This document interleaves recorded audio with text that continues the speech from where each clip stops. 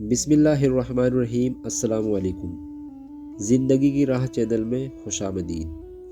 صرف 5 منٹ کا مدرسہ قرآن و حدیث کی روشنی میں۔ 14 تاریخ شعبان المعظم۔ نمبر 1 اسلامی تاریخ۔ حضرت سراقہ بن مالک رضی اللہ تعالیٰ عنہ۔ حضرت سراقہ بن مالک رضی اللہ تعالیٰ عنہ مکہ مکرمہ کے قریب قدید نامی گاؤں کے رہنے والے تھے۔ حضور صلی اللہ علیہ وسلم اور ابو بکر رضی اللہ تعالیٰ عنہ جب مکے سے مدینہ ہجرت کر رہے تھے، اس وقت انہوں نے ہی پکڑنے کے لیے پیچھا کیا تھا، لیکن اللہ کی مدد سے سراقہ کے گھوڑے کے پیر دھس گئے۔ انہوں نے حضور صلی اللہ علیہ وسلم سے معافی مانگی۔ آپ صلی اللہ علیہ وسلم نے معاف کر دیا اور فرمایا، اس وقت تمہارا کیا حال ہوگا جب تم کسریٰ کے کنگن پہنو گے۔ سراقہ نے حضور صلی اللہ علیہ وسلم کے پیچھا کرنے والوں کو روکنے کا وعدہ کیا اور واپسی میں تمام کفار کو بہانہ بنا کر روک دیا۔ جب اس بات کا یقین ہو گیا کہ حضور صلی اللہ علیہ وسلم اور ابو بکر رضی اللہ تعالیٰ عنہ مدینہ پہنچ گئے ہوگے تو لوگوں کو اپنا واقعہ بتایا۔ ابو جہل ان پر بہت خفا ہوا۔ حضرت سراقہ ایک اچھے شاعر تھے، بجستہ انہوں نے شعر میں جواب دیا کہ اے ابو جہل، اگر تو میری جگہ ہوتا تو تجھے معلوم ہو جاتا کہ محمد صلی اللہ علیہ وسلم ایک سچے رسول ہیں جن کے پاس کھلی ہوئی نشانی ہے، ان کی برابری کون کر سکتا ہے۔ جب مکہ فتح ہوا تو حضرت سراقہ نے حضور صلی اللہ علیہ وسلم کی خدمت میں حاضر ہو کر اسلام قبول کر لیا۔ حضرت عمر رضی اللہ تعالیٰ عنہ کے زمانے خلافت میں کسریٰ کا خزانہ آیا تو انہوں نے حضرت سراقہ رضی اللہ تعالیٰ عنہ کو کسریٰ کا لباس، تاج اور کنگن پہنائے۔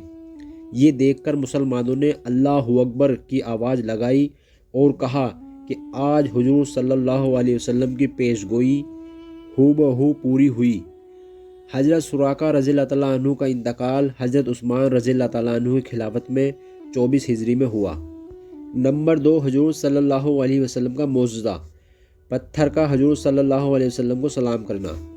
رسول اللہ صلی اللہ علیہ وسلم نبوت کے بعد فرمایا کرتے تھے، میں مکہ کے اس پتھر کو ابھی بھی جانتا ہوں جو مجھے نبوت سے پہلے سلام کیا کرتا تھا۔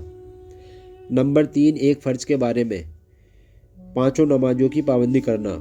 رسول اللہ صلی اللہ علیہ وسلم نے فرمایا، جو شخص 5 فرض نماز کو پابندی سے پڑھتا ہے وہ اللہ تعالیٰ کی عبادت سے غافل رہنے والوں میں شمار نہیں ہوتا۔ نمبر 4 ایک سنت کے بارے میں، رحمت طلب کرنے کی دعا۔ دین پر یا کسی نیک کام پر جمع رہنے اور رحمت حاصل کرنے کے لیے اس دعا کا اہتمام کرنا چاہیے۔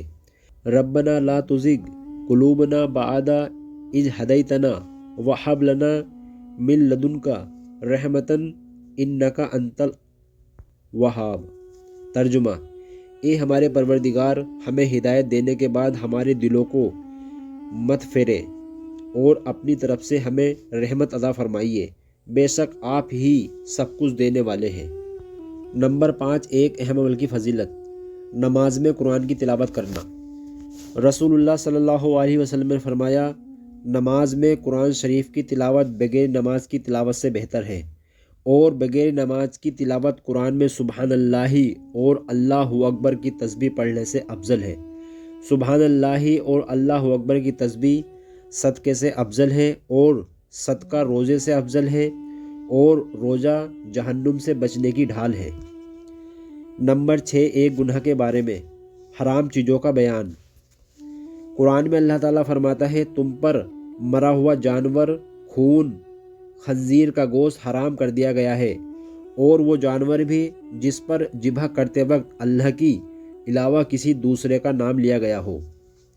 نمبر 7 دنیا کے بارے میں، دنیاوی زندگی کی حقیقت۔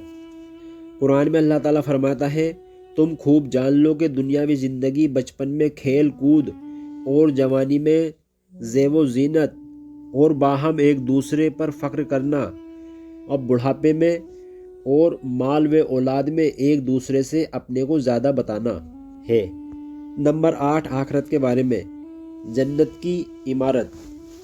رسول اللہ صلی اللہ علیہ وسلم نے فرمایا، جنت کی عمارت کی ایک اینٹ چاندی کی ہے اور ایک اینٹ سونے کی ہے، اور اس کا گارا खालिस मुस्क का है और उसकी कंकरियाँ मोती और याकूत है और इसकी मिट्टी जाफरान है। नंबर 9 तिव्य नबी से इलाज, पछीना और मेहंदी से इलाज। रसूलुल्लाह सल्लल्लाहु अलैहि वसल्लम से जब कोई सर में दर्द की शिकायत करता तो आप सल्लल्लाहु अलैहि वसल्लम फरमाते कि तुम पछीना लगाओ। पछीना यानी सींगनी। सींगनी ये होती है कि किसी चीज़ से छेंसा करना या चुभाना। और जब कोई पाँव के दर्द की शिकायत करता है तो फरमाते हैं कि तुम मेहंदी लगाओ। नंबर 10 नबी सल्लल्लाहु अलैहि वसल्लम की नसीहत। रसूलुल्लाह सल्लल्लाहु अलैहि वसल्लम ने फरमाया 3 गुनाह ऐसे हैं जो सबसे पहले वजूद में आए, लिहाजा उनसे बचो।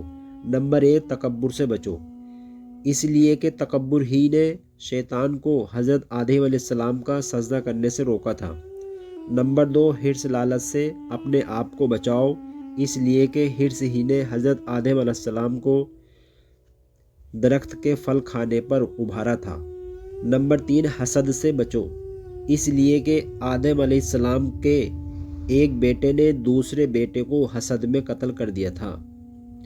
अल्लाह ताला हमें इन सब बातों पर अमल करने की तौफीक अता फरमाए। आमीन।